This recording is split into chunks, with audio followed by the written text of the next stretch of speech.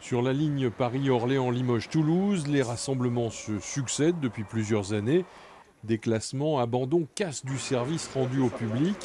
Les usagers, syndicats et élus sont sur la même longueur d'onde.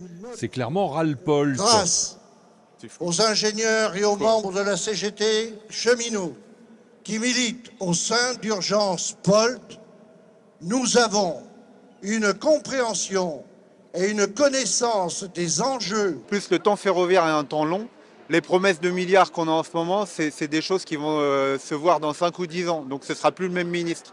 Et en fait, on nous réannonce des milliards sur la ligne. Les travaux qu'il y a qui commencent la semaine prochaine, importants, là, c'est des choses qui ont été décidées avant que Clément Beaune soit ministre.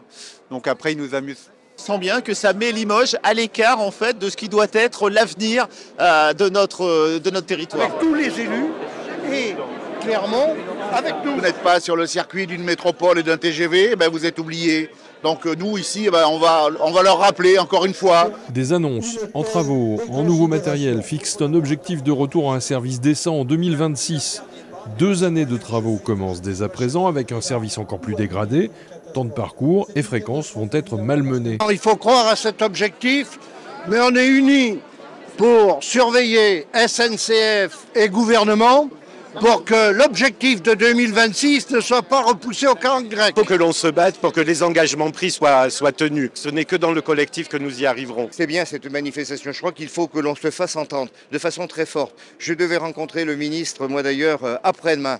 Mais il n'y a pas de train, mais il n'y a pas de ministre non plus. Le service qui est supposé être rendu pour 195 € n'est pas rendu. Donc ça confine presque à l'escroquerie maintenant.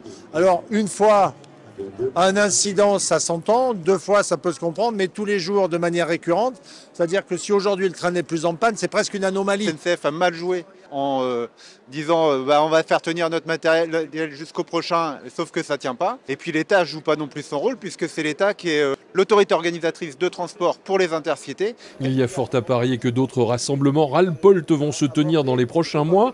La nostalgie du Capitole demeure et l'ensemble des participants espèrent le retour de la fiabilité du service sur la ligne. Saint-Christophe sera convoqué, les pratiquants ferroviaires devront reprendre le train.